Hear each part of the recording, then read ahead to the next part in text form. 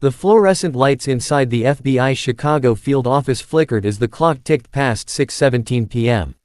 Agent Mark Delaney stood by his desk, methodically arranging the last of his case folders into a locked drawer. The room was nearly empty, most of the agents had already left for the weekend. A soft hum from the air vent was the only sound as Mark removed his ID badge and stared at it for a long moment before placing it in a small manila envelope. He scribbled something on a yellow notepad, tore off the page, and carefully laid it on the corner of his desk. It read, "Follow the pattern. I'm close." No one saw him walk out. Security cameras later showed him exiting through the underground parking garage at 6:34 p.m., alone, briefcase in hand. The tapes had a strange 15-minute gap following his departure, an unexplained glitch that tech support couldn't reproduce. His vehicle, a gray Oldsmobile Cutlass, was found the next morning abandoned near the Pullman freight yard. The car was unlocked, the driver's door ajar, and the engine still warm when a patrol officer discovered it during a routine check at dawn. His briefcase was gone, so was his service weapon. Inside the car were faint traces of cigar smoke, though Mark didn't smoke. A torn button from his suit jacket was wedged between the seat cushions. A folded city map lay on the passenger seat with a red circle drawn around a shuttered steel plant in South Deering. Investigators searched the surrounding area exhaustively. No blood, no prints, no signs of struggle. It was as if he had simply evaporated.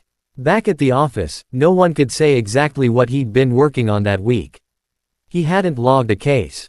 He hadn't requested backup. And the note he left behind, vague and untraceable, became the first and only clue in what would spiral into one of the Bureau's most unsettling disappearances. In the days following Mark Delaney's disappearance, a small internal team was quietly assembled under the guise of a missing personnel inquiry, but those closest to Mark knew it was more than that.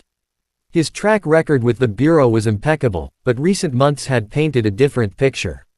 He had grown withdrawn, suspicious, and often worked late alone, poring over unsanctioned documents and scribbling unreadable shorthand into black notebooks he never let out of his sight. When the team accessed his classified files, they found several anomalies. Mark had recently requested access to old Cold War-era archives that had long been decommissioned. He had bypassed official channels, instead using an outdated clearance code known only to retired agents from the 1970s. These requests centered around a defunct Soviet counterintelligence program dubbed Echo Vault. It had supposedly been dismantled in 1981 after a series of high-level arrests. But Mark's trail of digital breadcrumbs suggested he believed it had never truly ended, just evolved. Mark had recently made inquiries into the deaths of 3 former FBI analysts who had all died in accidents within a span of months. Each had worked briefly on Echo Vault.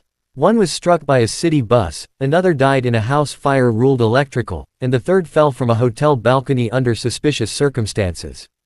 None of their families were ever interviewed. None of the cases had been reopened. Even more disturbing was a flagged memo Mark had drafted but never sent, a detailed theory that someone within the FBI was shielding remnants of Echo Vault. The memo outlined patterns of internal sabotage, intentionally buried leads, and references to a covert signal protocol he called Signal Redlock, a communications method he believed was still active and being used by compromised agents.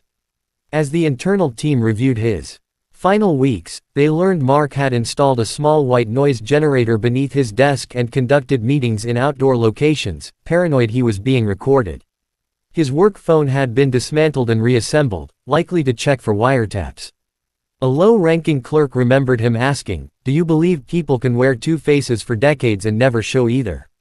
By the time the team realized how deep Mark had gone, most of the records he had accessed had been scrubbed or were misfiled. Files that once existed had vanished. And those who might have had answers, they were either retired, unreachable, or dead. Elaine Delaney answered the door before the agents even knocked. It was as if she had been expecting them.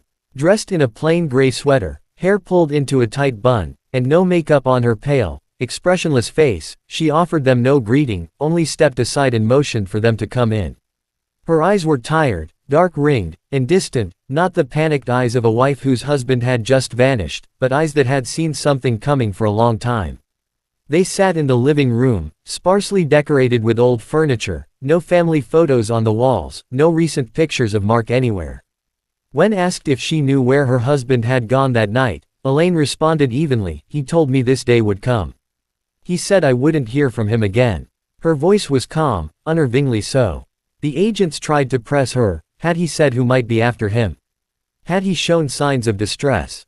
Elaine simply looked down at her hands and whispered, "Mark didn't trust anyone anymore. Not even himself by the end. They asked to search the home." She nodded without hesitation, almost too readily. In the bedroom, Mark's side of the closet was nearly empty, only 2 shirts hung beside a worn trench coat. On the top shelf, they found a locked metal box. When asked for the key, Elaine stood silently for a few seconds, then retrieved it from a hollowed-out book on the nightstand. Inside the box were a bundle of torn photographs, a set of unmarked cassette tapes, and, most disturbingly, a birth certificate for a child named Daniel James Delaney, born March 1978. Elaine claimed she never had children. The photos were mostly cut or burned around the edges. Some were of Mark with other men in suits, one of whom was later identified as a Soviet defector who had supposedly died in 1982. Others showed surveillance angles, license plates, and locations marked with hand-drawn red X's. One photo depicted Elaine herself, seated at a cafe, but it had been taken from an angle clearly meant to conceal the photographer's identity. The tapes were older, magnetic reels labeled with nothing but red marker slashes. One had a faint pencil note, April 6 sublevel. When agents attempted to play one of them back at headquarters, the tape produced only static, until, in the middle of one reel, a few seconds of distorted audio emerged. A male voice, possibly Mark's, muttered, "It's not what we thought. They're not just watching. They're inside." Back at the Delaney home, Elaine sat alone in the living room, her hands clasped tightly. Before the agents left, one of them asked her if she still believed Mark was alive. She gave a small, tired smile and said, "That depends. Are you asking if the man I married is alive? Or if the man he became still breathes?" Then, as they walked out the front door, she added under her breath, "He said they would come wearing his face." The search for Agent Mark Delaney's trail had grown cold by the end of the second year. Most within the Bureau had quietly reclassified his case as a presumed death, a casualty of a paranoid mind that had unraveled under pressure. But one young agent, Daniel Whitlow, fresh out of Quantico, wasn't ready to let it go. Assigned to the Records Division, Whitlow began reviewing the old Echo Vault files in secret, driven more by curiosity than instruction. One detail, buried deep in Delaney's notes, caught his eye: a set of hand-drawn symbols recurring in different case files, always paired with addresses of abandoned buildings. Mark had labeled the pattern simply as Crowfeet. Using that as a guide, Whitlow traced Mark's last known activities, focusing on a derelict church on the south side of Chicago, St. Miriam's, shuttered since the late 70s. It had been listed in one of Mark's notepads with no explanation, just the word, "Hollow," beside it. The building was slated for demolition, but when Whitlow arrived, its warped wooden doors were still chained shut. Inside, the air was thick with mildew and rot. Hues lay broken, stained glass windows shattered long ago. Following Mark's pattern, Whitlow moved toward the altar, where the wall had collapsed inward. Behind a loose section of brick just beside the pulpit, he felt something hollow. After several minutes of careful prying, he unearthed a rusted tin container no larger than a shoebox, its sides wrapped in deteriorated wax cloth.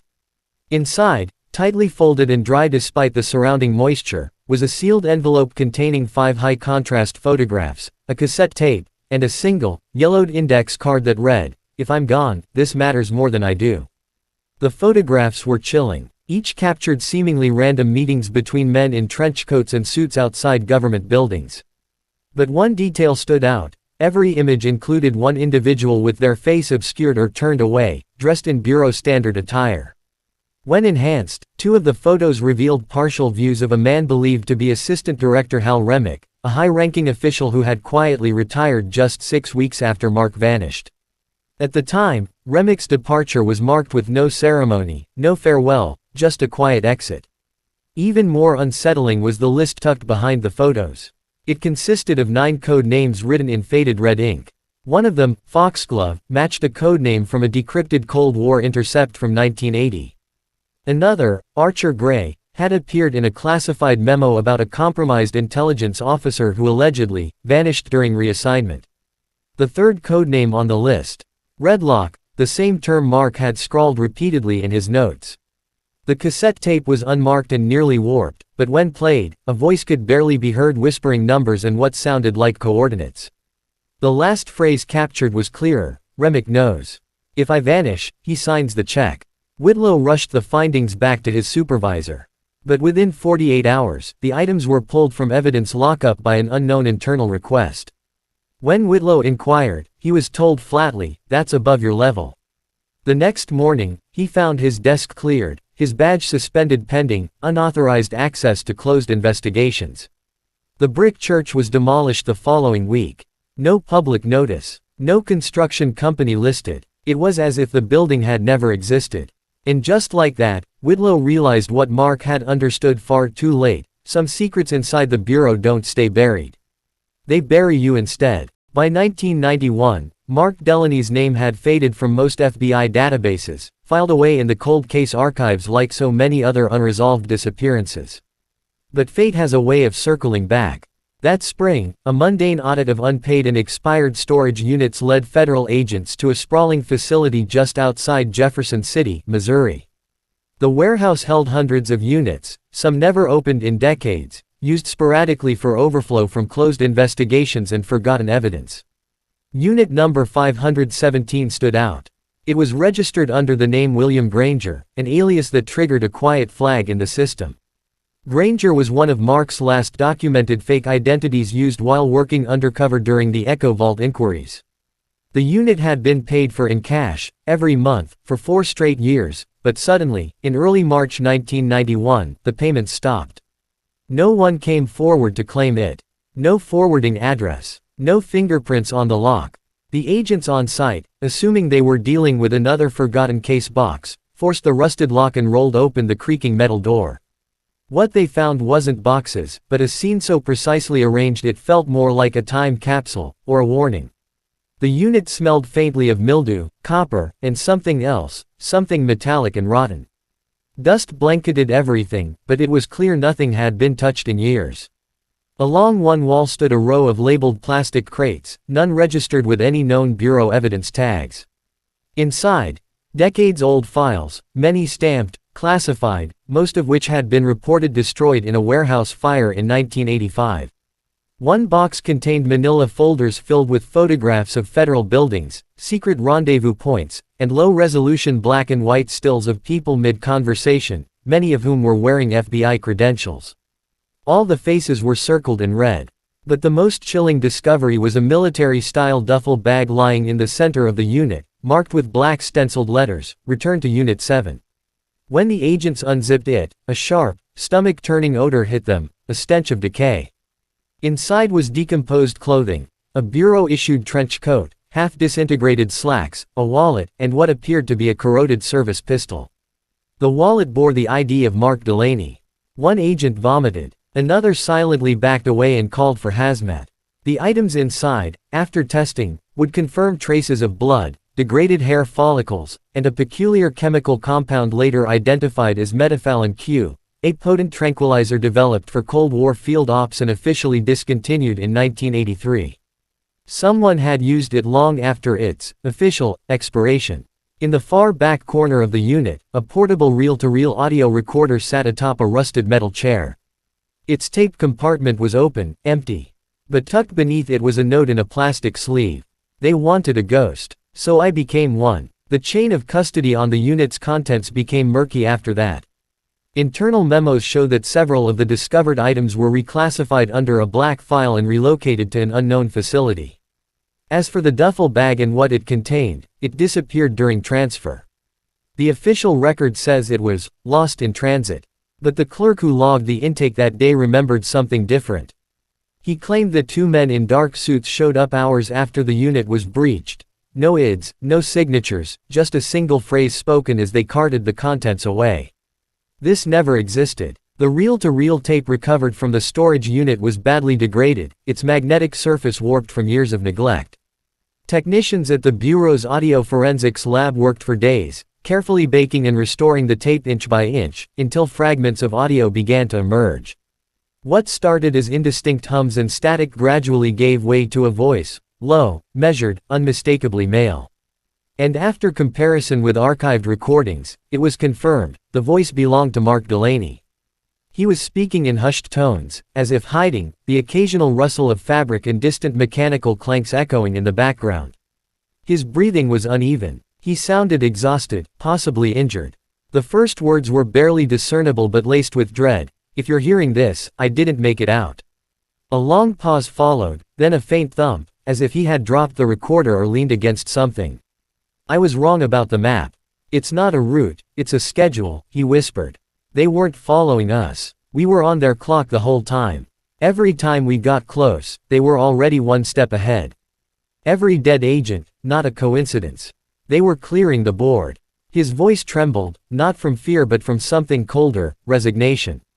Echo Vault never shut down. It just put on a suit, got a badge, and sat across from me in every debrief. His words carried the heavy finality of a man who had seen too much. He spoke of an internal cabal, a hidden layer within the Bureau that had operated in the shadows since the Cold War, using real operations as cover to eliminate whistleblowers and internal threats. They called themselves the Keepers. I heard that name once. Not in a report. In a prayer. Someone was praying for mercy before they jumped in front of a train. For several minutes, the tape devolved into silence, punctuated by faint creaks and shuffles. Then Mark's voice returned, sharper now, panicked. "They found the second drop. I'm boxed in, west stairwell of sublevel 3. If I can get to the file room." The sound of metal clattering interrupts him, followed by hurried footsteps. The last moments of the recording are chaotic. A door slams. There's the sound of someone, Mark, presumably, dragging a chair or object to block it. Then he speaks, one final time, a strained whisper. "They're not just watching. They're inside. God help you if you think this ends with me." Suddenly, 3 sharp sounds, pop, pop, pop. Gunfire. Then the tape cuts off entirely. In the lab, the silence that followed was suffocating. No one spoke for several minutes after the playback ended. The technician who restored the tape refused to return to work for 3 days. Internal memos described the tape as deeply destabilizing and recommended psychological evaluation for anyone who had listened to it in full. But more troubling than what the tape revealed was what it implied. Mark hadn't just uncovered something dangerous. He had documented it. And for 4 years, that evidence had been sitting silently in a storage unit, waiting to be heard, while those responsible likely continued to operate with impunity, still hidden, still watching, still inside. The contents of the duffel bag pulled from the storage unit had been transferred to the FBI's Forensics Division under armed escort and strict confidentiality. The items were catalogued: clothing, personal effects, and the corroded remains of a Bureau-issued service weapon, but it was the biological evidence that drew the most attention. The tattered trench coat, though degraded, was carefully swabbed for DNA. The fabric was stained with what appeared to be dried blood, concentrated around the collar and left sleeve. Lab results confirmed it. The blood was a genetic match to Agent Mark Delaney. But that wasn't the end of it. A strand of long, dark hair was recovered from the interior lining of the coat, embedded deep within the stitching. It didn't belong to Mark. The DNA profile didn't match any known relatives or personnel in the FBI's database, at first. But, when the sample was run through a restricted internal index that contained partial profiles of agents under internal surveillance, a hit came back. It belonged to a junior field agent, freshly promoted, who had risen rapidly through the ranks in the months following Mark's disappearance. This same agent had worked briefly under Assistant Director Hal Remick, the same Remick who had vanished from public life after early retirement, never responding to subpoenas regarding Delaney's case. The implication was unsettling. The same hands responsible for burying the truth might still be shaping Bureau policy. The forensics report revealed something else. The clothing carried trace elements of a rare compound, metaphalin Q, a non-commercial, military-grade tranquilizer discontinued nearly a decade earlier. Its only known applications were in Cold War espionage, used in covert capture operations to subdue targets without a trace. The Bureau's inventory list showed that their last recorded sample had been destroyed in 1984. And yet here it was, laced into Mark's coat fibers. Even more chilling were the corrosion patterns on his firearm. Experts noted that the weapon hadn't simply aged in storage, it had been submerged in saltwater for a prolonged period, then deliberately dried and placed back in the duffel. That suggested staging. Someone had gone to great lengths to make it appear as if Mark had simply vanished and died. But the evidence now told a different story. Mark Delaney hadn't just disappeared. He'd been taken, subdued, stripped of identity, and left to rot in silence. The duffel bag itself was traced to a shipment of untraceable surplus gear sold through a private defense contractor with indirect ties to a CIA shell corporation. The serial number had been intentionally scratched out, but part of it was still legible. Cross-referencing it with Delaney's own field logs from the year before he vanished showed a match to a Black Ops requisition list he'd flagged as suspicious. The same list that had gone missing from FBI records.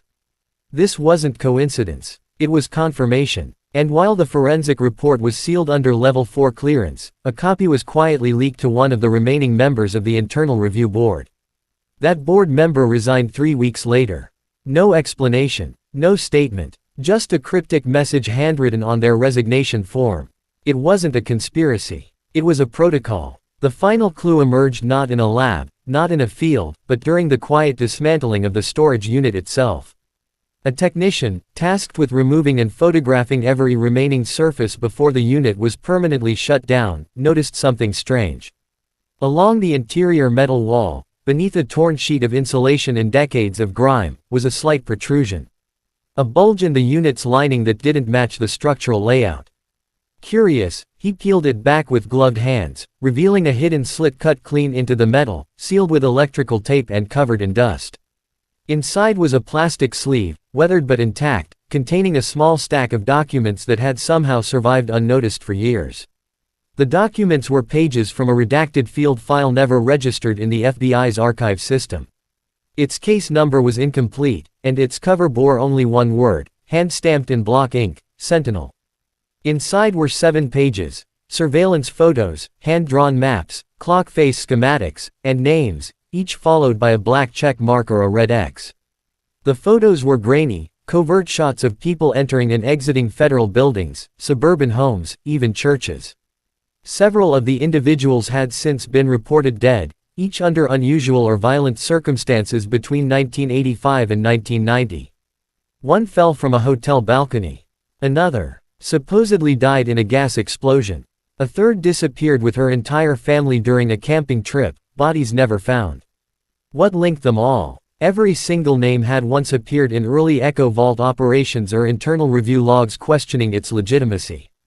Mark had compiled them, possibly in his final days, perhaps even inside the unit itself. The final page in the sleeve was different, thicker, like cardstock. It contained a single sentence scrawled in Delaney's handwriting, underlined twice in dark ink. Cleaners are inside the house. For those familiar with intelligence jargon, the message was chillingly clear. Cleaners referred to agents whose sole role was to erase evidence, eliminate witnesses, and sanitize operations deemed too dangerous to surface. And, the house, wasn't a home, it was slang for the Bureau itself. If Mark's message was accurate, it meant the operation hadn't just been covered up by outside actors. It meant the corruption, the silencing, the murders, they were coming from within. From agents wearing the same badge, speaking the same oath, operating under the same flag. Weeks later, when Internal Affairs attempted to locate the technician who found the hidden sleeve, he was gone. His employee file had been sealed and flagged as inactive due to reassignment, though no such reassignment was ever logged. His apartment was empty. His vehicle left abandoned in the employee lot. No resignation letter. No trace. The unit was shuttered and reclassified as archival waste. It was welded shut 2 days later. And somewhere deep within the Bureau's darkest corridors, the name Mark Delaney was quietly scrubbed from the list of active missing agents. In its place was a single notation, visible only to those with the highest level of clearance. Status: dissolved.